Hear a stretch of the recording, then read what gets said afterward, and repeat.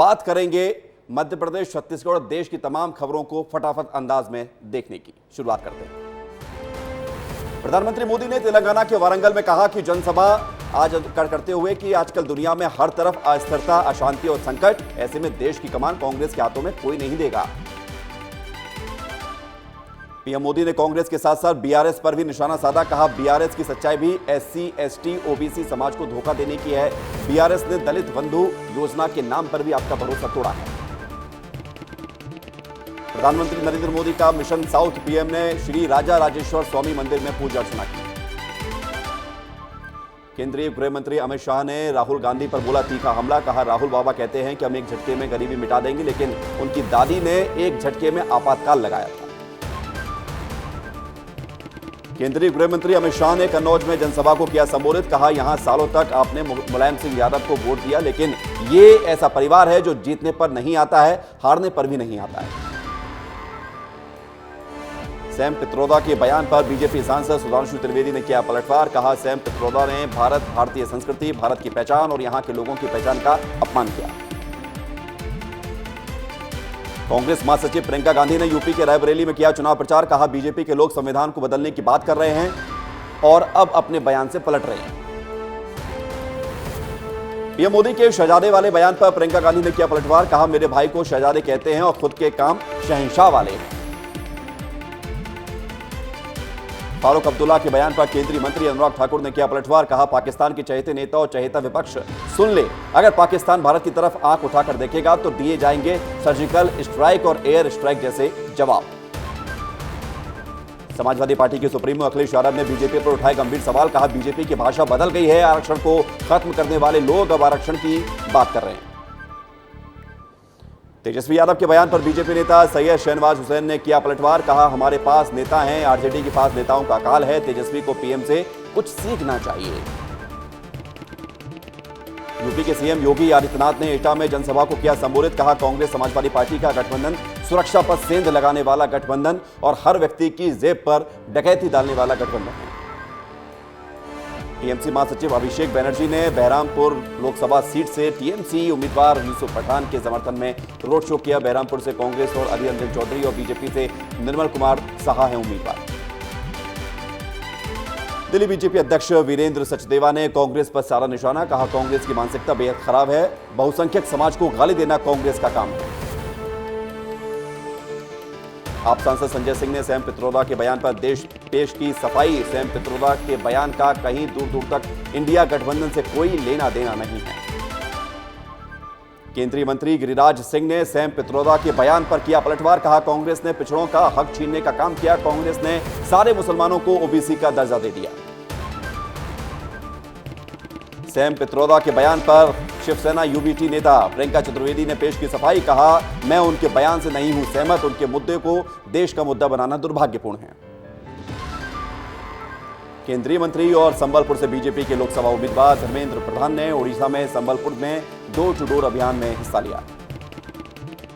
छत्तीसगढ़ के मुख्यमंत्री विष्णुदेव साय ने छत्तीसगढ़ में लोकसभा चुनाव के समापन पर दी अपनी प्रतिक्रिया। कहा, पूरे विश्वास के साथ कह सकता हूं कि यहां सभी 11 सीटें बीजेपी जीतेगी।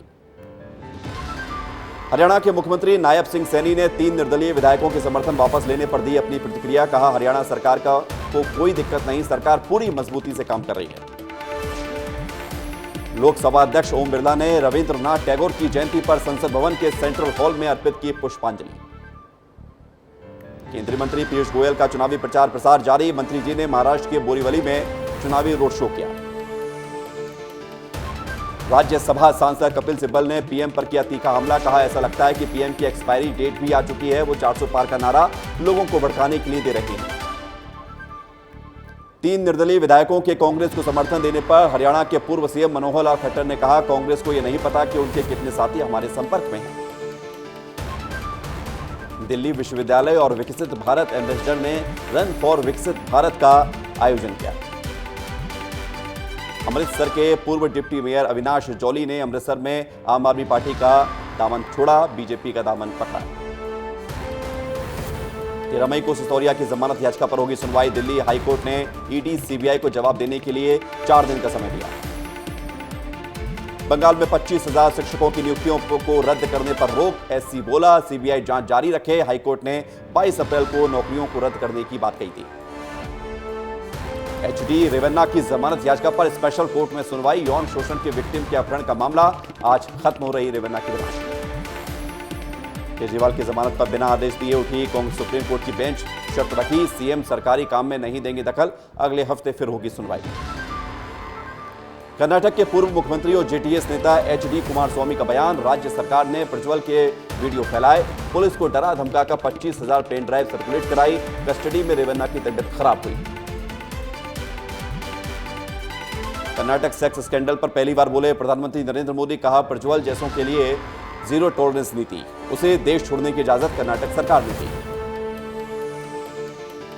जुलाई में होगी संदेशखाली केस, सीबीआई को सौंपने पर सुनवाई। सुप्रीम कोर्ट बोला कुछ लोगों के निजी हितों को बचाने राज्य सरकार ने क्यों लगाई याचिका। हैदराबाद लोकसभा सीट से बीजेपी उम्मीदवार माधवी लता ने असदुद्दीन ओवैसी पर किया प्रहार, कहा 40 सालों से जीतने वाले असदुद्दीन ओवैसी या अकबरुद्दीन ओवैसी ने हैदराबाद में आज तक एक भी समस्या का समाधान नहीं किया। ओडिशा के पुरी से बीजेपी उम्मीदवार संबित पात्रा ने किया चुनाव प्रचार, कहा पीएम के प्रति जनता का अपार समर्थन, लोगों को गरीब कल्याण योजनाओं का लाभ मिला है।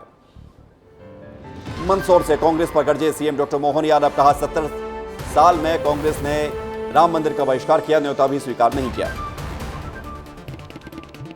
सीएम डॉक्टर मोहन यादव का चुनावी मोड़, मंदसौर की चुनावी सभा के बाद रतलाम में किया रोड शो।